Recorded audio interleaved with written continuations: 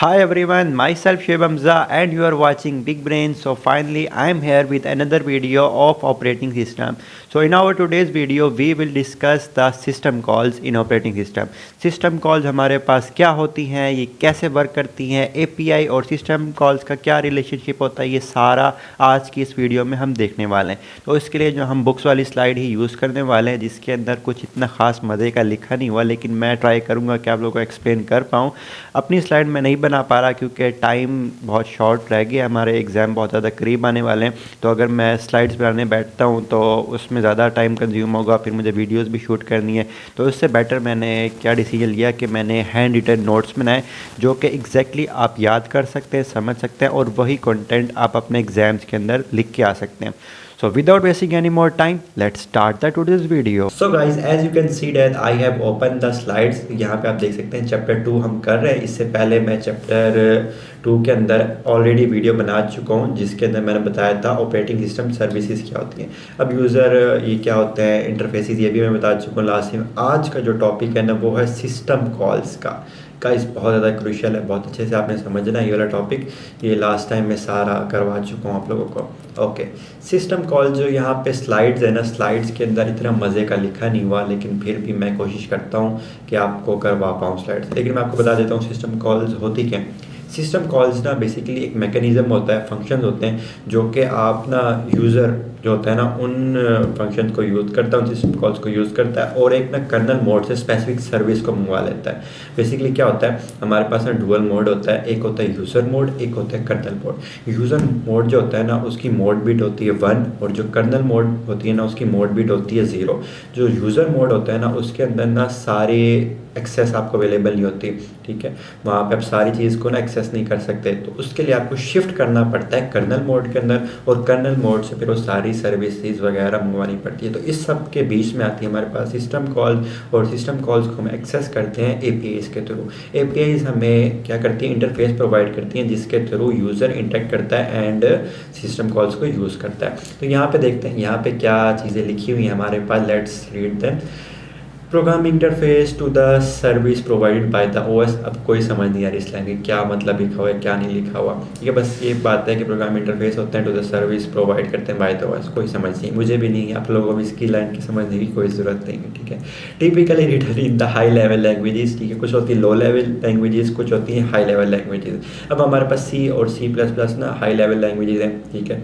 तो इसके अंदर हमारे पास मोस्टली सिस्टम कॉल्स लिखी जाती हैं। हम लिखेंगे भी सही, आपको आगे जाके चैप्टर 3 के अंदर फोर्स वगैरह का बताऊंगा मैं आपको, ठीक है। अब यहाँ पे लिखा हुआ है मोस्टली एक्सेस बाय प्रोग्राम्स, ठीक है, एपीआईज के थ्रू, ठीक है। आप सिस्टम कॉल्स को यूज करते हैं, आप डायरेक्टली ना यूज़ नहीं कर सकते। यहाँ पे लिखा हुआ है rather than directly call use, directly use नहीं कर सकते, आप एपीआईज के थ्रू सिस्टम कॉल्स को एक्सेस करते हो। अब यहाँ पे लिखे हुए एग्जाम्पल के क्या क्या सिस्टम कॉल वगैरह कौन सी होती हैं, तो इसमें आपको इतनी ज़्यादा जाने की ज़रूरत नहीं है, ठीक है। तो यहाँ पे एक थोड़ा सा इम्पोर्टेंट कॉन्सेप्ट है आपके पास रीड का, ठीक है। रीड की ये एक सिस्टम कॉल है, ठीक है। आपने ना अगर C++ की है या आपने C की है तो वहाँ पे होता होगा स्कैनफ या आपके पास होता होगा Cin, ठीक है। इस तरह से आपने यूज़ किया होगा Cin, इस तरह से। अगर आपने C++ की है तो Cin यूज़ किया होगा, अगर आपने C की हुई है तो आपने वहाँ पे यूज़ किया होगा स्कैनफ।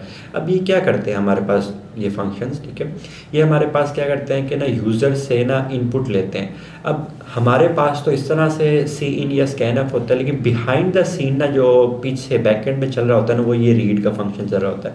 इसी तरह से आपने C++ के अंदर किया होगा सी आउट, ठीक है, सी आउट लिखा होगा, या आपने अगर C की है तो उसके अंदर आपने किया होगा प्रिंट एफ, ठीक है। इसके आगे एग्जांपल मैं आपको करवाऊंगा, ठीक है, ग्रीटिंग वाली एग्जांपल है इसके अंदर। तो यहाँ पे आप बिहाइंड द सीन हमारे पास ये सी आउट प्रिंट एफ नहीं होता है, बिहाइंड द सीन हमारे पास होता है राइट का सिस्टम कॉल, ठीक है। राइट के इस तरह से एक फंक्शन होता है। अब क्या होता है कि हमारे पास ना यूज़र मोड के अंदर ना वो इस फंक्शन को कॉल करता है। इसकी जो इम्प्लीमेंटेशन होती है ना वो सारी किसके अंदर होती है, कर्नल मोड के अंदर, ठीक है, कर्नल। अब कर्नल मोड क्या होता है, कर्नल क्या होता है, कर्नल ना बेसिकली कोर एरिया होता है ऑपरेटिंग सिस्टम के अंदर, जिसके अंदर सारी सर्विसेज वगैरह, कोर सर्विसेज वगैरह हो रही होती हैं, ठीक है। तो इस तरह की चीज़ें होती हैं हमारे पास। और यहाँ पे जो मज़े की चीज़ है ना, वो आपने अगर C++ का कोड वगैरह लिखा होगा ना, तो वहाँ पे जब आपने एट दी एंड लास्ट में आपने एक लाइन लिखी होती है कि रिटर्न 0, ठीक है, यहाँ पे रिटर्न वैल्यू 0। तो और इसका मतलब क्या होता है, हम ये क्यों लिख रहे होते हैं रिटर्न 0। इसका मतलब होता है कि अगर आपका सारा काम सक्सेसफुल हो गया है, कोई उसमें मसला नहीं आया, तो आपने ना रिटर्न ज़ीरो कर दिया। मेन फंक्शन से आप रिटर्न ज़ीरो करते हैं, और अगर आपके पास कोई भी एरर आ जाता है तो आप रिटर्न -1 कर रहे हो। एक नई चीज़ थी, अली हमजा ने मुझे बताई थी, खैर तो ये मुझे नज़र आ गई, तो मैंने आप लोगों को भी बता दी। तो इस तरह से हमारे पास होते हैं, ये आपको मैं आगे दिखाता हूँ, ठीक है। ये इम्प्लीमेंटेशन वगैरह का बताया हुआ है कि आप एपीआई के थ्रू, आपको नहीं पता, ज़रूरी नहीं है कि आपको पता हो कि आपके पास कैसे इम्प्लीमेंट की हुई है सिस्टम कॉल्स। आपको बस एपीआईज को मानना है, और वो सारा जो ओएस है ना, वो आपको रिजल्ट वगैरह ला के दे देगा, ठीक है। इस तरह से चीज़ें। अभी जो ये देखें, ये चीज़ थी जो मैंने आपको बतानी कि एपीआई सिस्टम कॉल ओएस के रिलेशनशिप क्या होता है, ठीक है। ये कॉन्सेप्ट है, पेपर में इस तरह से आपसे नहीं पूछा जाएगा। पेपर से किस तरह के क्वेश्चन आएंगे, डेफिनेशन वाइज आ सकते हैं, या आपसे पूछा जा सकता है कि यूज़र मोड बिट क्या होती है, कर्नल मोड बिट क्या होती है। इस तरह के एमसीक्यूज आ सकते हैं। हमारे पास लास्ट टाइम कोई इसके अंदर आए भी थे।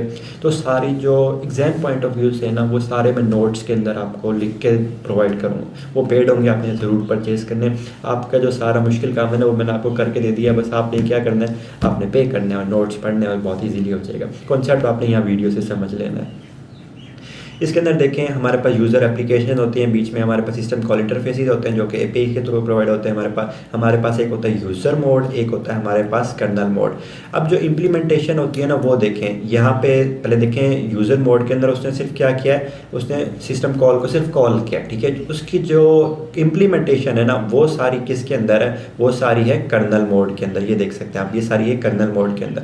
अब उसने कॉल किया, बेसिकली सिस्टम कॉल फंक्शन है, यहाँ पे कॉल किया, ठीक है। और यहाँ पे जो भी इसकी इम्प्लीमेंटेशन है वो एग्जीक्यूट है, और रिटर्न उसने वापस दे दिया कि इधर यूज़र एप्लीकेशन वगैरह को उसने रिटर्न करके दे दिया। बेसिकली क्या होता है, यूज़र मोड पे आप उसको कॉल करते हैं, और जो उसकी इम्प्लीमेंटेशन होती है वो सारी कर्नल मोड के अंदर होती है। कूल। और ये सारा काम मैनेज हमें ओएस वगैरह करके दे रहा होता है। इसके बाद इसमें कुछ ख़ास नहीं है स्लाइड के अंदर। ओके ओके, टेबल्स हैं, ओके टाइप्स। यहाँ पे ये चीज़ बड़ी इंपॉर्टेंट है कि आपके पास जो सिस्टम कॉल्स होती है ना, वो किस किस तरह की हो सकती है, क्या क्या सिस्टम कॉल्स की टाइप्स हो सकती हैं। कभी टाइप्स ऑफ सिस्टम कॉल हमारे पास फाइल मैनेजमेंट से रिलेटेड हो सकती हैं, ठीक है। फाइल मैनेजमेंट क्या है कि आपने कोई भी फाइल क्रिएट करनी है तो उसकी एक स्पेसिफिक सिस्टम कॉल है। अगर आपने फाइल अपडेट करनी है, डिलीट करनी है, रीड करनी है, सबकी ना सेपरेट फंक्शन हैं, सेपरेट सिस्टम कॉल्स हैं, ठीक है। जैसे यहाँ पर लिखा हुआ है create file, delete file, open file, close, ठीक है, read, write, reposition, get and set file attribute. ये सारी किसकी हैं, फाइल मैनेजमेंट से रिलेटेड जो भी सिस्टम कॉल है वो इस क्वेश्चन के अंदर आ जाती हैं। उसके बाद है हमारे पास डिवाइस मैनेजमेंट। अब डिवाइस मैनेजमेंट के अंदर क्या, request device, release device, read write, reposition, तो ये सारी किसकी हैं, डिवाइस मैनेजमेंट की सिस्टम कॉल्स हैं। उसके बाद हमारे पास है इंफॉर्मेशन मेंटेनेंस, यानी कि आपने कोई इन्फो गेट करनी है। जैसे हमारे पास कौन सा प्रोसेस चल रहा है, क्या प्रोसेसिंग हो रही है हमारे पास, तो उससे जो इन्फॉर्मेशन रिलेटेड होती है ना, वो इन्फॉर्मेशन सिस्टम कॉल्स के अंदर आ जाती है। जैसे हमारे पास गेट टाइम और डेट, सेट टाइम और डेट, ये इसमें ज़्यादा मज़े की नहीं लिखी हुई, आगे आपको मैं बताऊँगा। गेट PID, ठीक है। गेट PID की इस तरह की एक सिस्टम कॉल होती है जो कि ना करंट प्रोसेस जो रन हो रहा होता है ना, उसकी ID हमें रिटर्न करके दे देता है। तो ये जो इन्फॉर्मेशन से रिलेटेड है वो इसमें आ जाती है, इन्फॉर्मेशन के अंदर। उसके बाद हमारे पास कम्युनिकेशन से रिलेटेड आ जाती है, क्रिएट डिलीट कम्युनिकेशन, और हमारे पास जो मैसेजिंग पासिंग होती है, ठीक है, क्लाइंट सर्वर, ये बहुत डिटेल में आपको CN के अंदर पढ़ेंगे। ओके, प्रोटेक्शन से रिलेटेड आ सकती है सिस्टम कॉल। सिस्टम कॉल क्या है कि अलाउ करना है या डिनाई करना, एक स्पेसिफिक यूज़र है, इसको आप रीड राइट की परमिशन देते हैं या नहीं देते ही। तो ये सारी चीज़ें हम किसके थ्रू कर रहे होते हैं, सिस्टम कॉल के थ्रू कर रहे होते हैं। Okay, this is the important thing. यहाँ पे आप देख सकते हैं फॉर। अब फॉर क्या कर रहा था, जो भी प्रोसेस चल रहा होता है ना, उसका एक चाइल्ड प्रोसेस क्रिएट कर देता है। तो हम पूरी हायरार्की पढ़ते हैं इसके अंदर सारी। तो हमारे पास एग्जिट होता है, एग्जिट से हमारे पास टर्मिनेट हो जाता है, वेट करने के लिए हमारे पास कि वो रिटर्न कर दे अपनी ID, तो पेरेंट को, चाइल्ड प्रोसेस, तो उसके लिए वेट यूज़ कर रहे होते हैं। और हमारे पास फाइल से रिलेटेड है, ये प्रोसेस के रिलेटेड थी, ये हमारे पास फाइल से रिलेटेड है, ये डिवाइस से रिलेटेड है, ये इन्फॉर्मेशन से रिलेटेड है, ठीक है, ये कम्युनिकेशन से रिलेटेड है। ये अभी हम यहाँ पे पढ़ रहे हैं, ये हम तीसरे चैप्टर के अंदर पढ़ेंगे ये वाली सारी, ठीक है। और प्रोटेक्शन से रिलेटेड हम पढ़ चुके हैं। ये आपने ना बैश अगर की है, बैश अगर आपने लैब्स के अंदर की है तो उसके अंदर आपने यूज़ की होगी ये वाली सिस्टम कॉल। इसके अंदर क्या होता है, chmod +x पे आके ऑब्जेक्ट फाइल आई कैसे, इस तरह से पूरा उसका सिंटैक्स होता है। तो ये देखें गेट PID मैंने आपको भी बताया था। इस तरह से हम ये सारे सिस्टम कॉल्स वगैरह पढ़ते हैं। Okay guys, this is the important thing. यहाँ पे मैं आपको बताता हूँ कि किस तरह से हमारे पास वर्किंग हो रही होती है। देखें, ये एक ज़रा गौर से देखें, अगर आप इसको हेयर थोड़ा सा ज़्यादा जूम नहीं हो रहा, okay, let me try again. Okay, यार ये हमारे पास ना सी लैंग्वेज का कोड लिखा हुआ है। इसके अंदर क्या है हमारे पास, ये देखें, सी लैंग्वेज का कोड लिखा हुआ है, लाइब्रेरी इंक्लूड की मेन का फंक्शन है। आपने ना टर्मिनल पे प्रिंट करवाने के लिए, आउटपुट में प्रिंट करवाने के लिए ये वाली यूज़ किया फंक्शन, ठीक है, प्रिंट ऐप का फंक्शन यूज़ किया। अब यहाँ पे कोड के अंदर तो इस तरह से यूज़ किया, लेकिन जो लाइब्रेरी आप यूज़ कर रहे होते हैं ना, सी की स्टैंडर्ड लाइब्रेरीज होती हैं, वो इस प्रिंट ऐप के फंक्शन को कन्वर्ट कर देते हैं राइट के अंदर, ठीक है। जैसे हमारे पास प्रिंट ऐप के लिए होता है राइट का फंक्शन, और स्कैन ऐप के लिए होता है रीड का फंक्शन, ठीक है, रीड की सिस्टम कॉल या राइट की सिस्टम कॉल। तो इस तरह देखिए, राइट की सिस्टम कॉल ये सारी जो इंप्लीमेंट होती है किसके अंदर होती है, कर्नल मोड के अंदर, और यूज़र मोड के अंदर सिर्फ उसकी कॉलिंग वगैरह होती है प्रिंट ऐप के थ्रू पे, लाइब्रेरीज को ट्रांसलेट करते हैं। ये सारी चीज़ें मैंने नोट के अंदर बहुत डिटेल में करके लिखी हुई हैं। ओके, तो इस तरह की चीज़ें हमने पढ़ी हैं। तो सिस्टम कॉल ऑलमोस्ट हमारे पास एंड हो चुकी हैं। तो आई होप आप लोगों को सिस्टम कॉल्स का कॉन्सेप्ट समझ आया होगा। सिस्टम कॉल में ज़्यादा कोई मुश्किल चीज़ नहीं है। सिस्टम कॉल बेसिकली ना कर्नल मोड के अंदर उसकी इंप्लीमेंटेशन होती है, यूज़र मोड के अंदर एपीआई के थ्रू हम उसको कॉल करते हैं, और सारी जो हमें सर्विसेज चाहिए होती हैं वो हम फैच कर लेते हैं, और अपनी जो भी हमने टास्क करना होता है हम कर लेते हैं। तो इस तरह से हमने जो कवर कर लिया है अब तक, वो हमने कर लिया ऑपरेटिंग सिस्टम, ये शॉर्ट क्लास से कर लिया है हमने, सिस्टम कॉल्स पढ़ लिए हैं हम, सिस्टम सर्विसेज वही जो ऑपरेटिंग सिस्टम की सर्विसेज है वो चीज़ें आएंगी। हमारे पास है लिंकर एंड लोडर। टाइम हमारे पास अभी काफ़ी अवेलेबल है, तो अभी मैं शूट कर सकता, तो मैं अभी आपको बता देता हूँ कि लिंकर एंड लोडर हमारे पास क्या होता है, ठीक है। लिंकर एंड लोडर क्या होता है हमारे पास, कि कुछ एप्लीकेशन वो स्पेसिफिक ऑपरेटिंग सिस्टम स्पेसिफिक क्यों होती हैं, ये चीज़ बता देता हूँ मैं आपको। उसके बाद जो नेक्स्ट वीडियो आएगी उसके अंदर हम ये वाले 3 क्वेश्चन वगैरह कर लेंगे। ओके, अभी मैं आपको बताने लगा हूँ लिंकर एंड लोडर क्या होता है। ओके गाइस, अब मैं आपको बताने जा रहा हूँ लिंकर एंड लोडर क्या होता है। बेसिकली जो आप ना इंट मेन के अंदर सारा जो भी आप अपना कोड वगैरह लिखते हैं ना, उसको हम कह रहे होते हैं सोर्स कोड, ठीक है। सोर्स कोड ना आगे फर्दर डिवाइड होता है मल्टीपल सेगमेंट्स के अंदर, जिसको हम कह रहे होते हैं ऑब्जेक्ट फाइल्स, ठीक है। अब वो जो बहुत सारी ऑब्जेक्ट फाइल्स बन जाती हैं आपके सोर्स कोड से, अब उन ऑब्जेक्ट फाइल को ना लिंक करना होता है एक सिंगल एग्जीक्यूटेबल बाइनरी फाइल के अंदर, ठीक है। यहाँ पे लिखा हुआ है सोर्स कोड कंपाइल होता है इनटू मल्टीपल ऑब्जेक्ट फाइल्स के अंदर, ठीक है। फिर उसको लोड वगैरह करना होता है मेमोरी के अंदर, और जब वो लिंकर जो होता है ना उसको रीलोकेटेबल ऑब्जेक्ट फाइल के अंदर करता है, ठीक है। लिंकर बेसिकली आपके पास क्या करता है, सबसे पहले आपके पास होता है सोर्स कोड, ठीक है, सोर्स कोड, ठीक है। सोर्स कोड आगे कन्वर्ट हो जाता है किसके अंदर, मल्टीपल ऑब्जेक्ट फाइल्स के अंदर, ठीक है, ऑब्जेक्ट फाइल्स के अंदर। ये सारे मैं लिखता जा रहा हूँ, आगे स्लाइड में भी एक्सप्लेन करूँगा आप लोगों को, ठीक है। अब इन सारी जो ऑब्जेक्ट फाइल होती है ना, लिंकर का काम होता है कि इन सारी ऑब्जेक्ट फाइल्स को ना कंबाइन कर दे सिंगल एग्जीक्यूटेबल फाइल, ठीक है। यहाँ पे मैं लिख देता हूँ एग्जीक्यूटेबल फाइल, ठीक है। फाइल ई नहीं लिखा गया, यहाँ पे लिख देते हैं छोटा सा, ओके, सी लिख रहा है, ई लिखना है हमें, ओके। सिंगल एग्जीक्यूटेबल फाइल के अंदर हो जाता है हमारे पास। यहाँ तक हमारे पास ना लिंकर का काम ख़त्म हो जाता है। उसके बाद हमारे पास ना लोडर आता है। लोडर क्या करता है, उसको लोड कर देता है, किधर लोड कर देता है, मेन मेमोरी के अंदर, क्योंकि रैम के अंदर हमारे पास सारी एग्जीक्यूशन वगैरह होनी होती है ना, तो इस तरह से वो हमारे पास कर देता है। और उस तरह से जो भी उसको चाहिए होता है ना, वो जो लाइब्रेरीज चाहिए होती है डायनेमिकली लिंक्ड लाइब्रेरीज, ठीक है, ये इन विंडोज़ के अंदर हमारे पास होती हैं। अक्सर आपने गेम्स वगैरह इंस्टॉल की होंगी, तो उसके अंदर आपके पास DLL फाइल्स वगैरह लाइब्रेरीज चाहिए होती हैं। तो इस तरह से हमारे पास काम हो जाता है। तो बेसिकली क्या होता है, लिंकर होता है, सबसे पहले सोर्स कोड होता है। सोर्स कोड में क्या होता है कि आपका कोड लिखा होता है, जो भी आपने इंट के अंदर लिखा होता है, उसके अंदर ना फिर आके मल्टीपल डिवीजन होती है और ऑब्जेक्ट फाइल्स बन जाती है, और उन ऑब्जेक्ट फाइल्स को लिंक कर देता है एक सिंगल एग्जीक्यूटेबल फाइल के अंदर। एग्जीक्यूटेबल फाइल जब लिंक हो जाती है, सारा काम लिंकर का खत्म हो जाता है, फिर आता है लोडर उसको मेमोरी के अंदर लोड कर देता है। Must be brought into memory by loader to be executed. Loader load करेगा मेमोरी में, तभी तो एग्जीक्यूट होगी ना।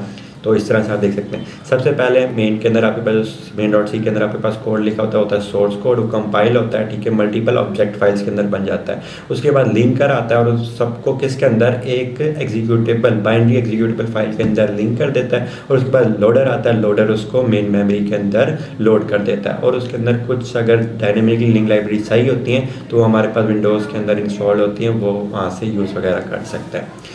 तो इस तरह से हमारे पास लिंकर एंड लोडर का कॉन्सेप्ट था और उसके बाद हमारे पास ये MCQs आया था जो कि मेरा गलत हुआ था क्विज़ के अंदर, कि जो एप्लीकेशन होती है ना वो ऑपरेटिंग सिस्टम स्पेसिफिक क्यों होती है। जब आपने एक कोई भी एप्लीकेशन इंस्टॉल की होगी, जैसे हमने VLC मीडिया प्लेयर इंस्टॉल किया, तो वहाँ पे वो हमसे पूछता है कि आपने विंडोज़ के लिए करना है या आपने मैकओएस के लिए करना है या आपने किसके लिए करना है। तो उस तरह से हमारे पास ऐसा होता ही क्यों है, ठीक है। तो इसके लिए हमारे पास यहाँ पे लिखा हुआ है, ठीक है, apps compiled on one system usually not executable on other operating system, ठीक है। जो ऐप कंपाइल होती है ना वो किसी एक सिस्टम के लिए यूजली कंपाइल की जाती है, ना कि बाकी अदर के लिए, ठीक है। ऐसा क्यों होता है। ईच ऑपरेटिंग सिस्टम, जो भी ऑपरेटिंग सिस्टम होता है ना, provide it's unique system call. Her operating system होता है ना वो अपनी यूनिक सिस्टम कॉल्स प्रोवाइड करता है और अपने ऑन फाइल फॉर्मेट्स वगैरह, इनके हर ऑपरेटिंग सिस्टम डिफरेंटली डिज़ाइन किया जाता है, डिफरेंटली इम्प्लीमेंट किया जाता है। तो इसलिए जो एप्लीकेशन होती हैं वो कुछ OS के लिए होती हैं, कुछ मैक OS के लिए होती हैं, कुछ विंडोज़ के लिए होती हैं।